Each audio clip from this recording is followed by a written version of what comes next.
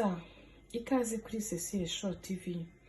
Uyu munsi rero ngiye kubereka uburyo ki ushaka guteka inyama y'akabenzi ikakuryohera neza cyane rwose, n'umuntu utabizi ntabe yamenya ko ari n'akabenzi watetse. Reka tugendaniraho mu gikoni murebe uko tubigenza. Tugiye gutangira dukatakata uduce duto dutoya kuri izi nyama twateguye tumaze kuzoza.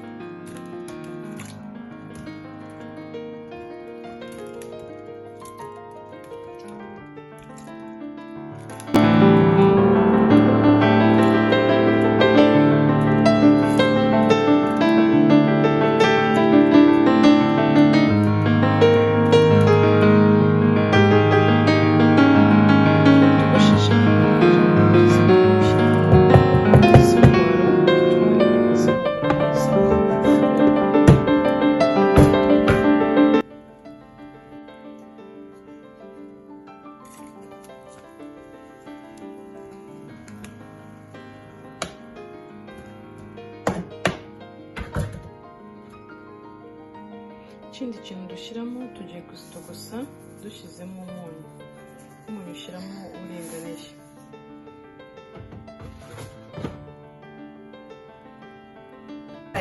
Akabenzi rero wakitekeye gutya mu rugo, uba urishuwa ko wagatetse neza, ko nta kibazo rwose, n'abana bakarya, uba ubizi ko inyama wazitetse neza nta kibazo. Abenshi rero bakunda kurya akabenzi kadateguye neza cyangwa se kataba gahiye, bitewe n'uko bavuga ko ushobora kurya akabenzi kadahiye kurwara, ariko iyo wakiteguriye mu rugo gutya uba ubizi neza ko akabenzi kawe gatunganyije neza. Igikurikiyeho rero, izi nyama twamaze kuzitogosa, aya mazi tugiye kuyakuramo zisigare zonyine zumutse, ubundi tuzishyire mu mavuta.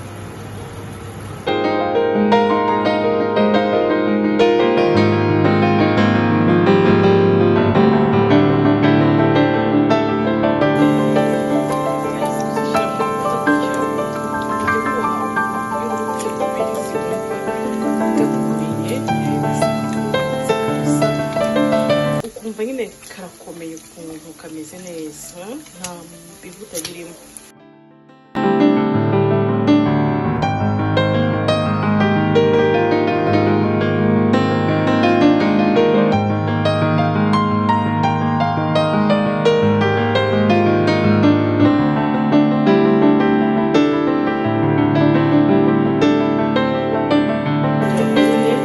Kaze kumera kwa kundi akabenzi kaba kameze nkaho gakomeye.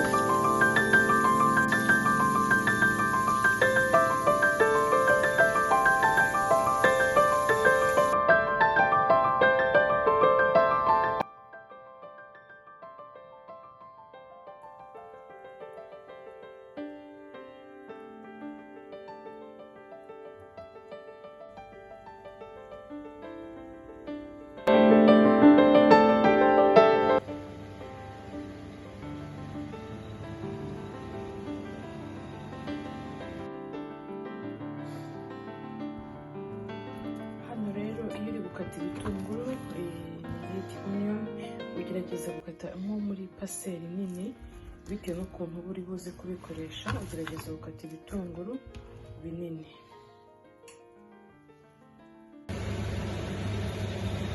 Aha rero ibirungo byacu tumaze kubitunganya, murabona ko twagiye tubivangavanga, biri guhumura ubwabyo, umuntu ashoboye no kubiryoshya umunyu akabirya.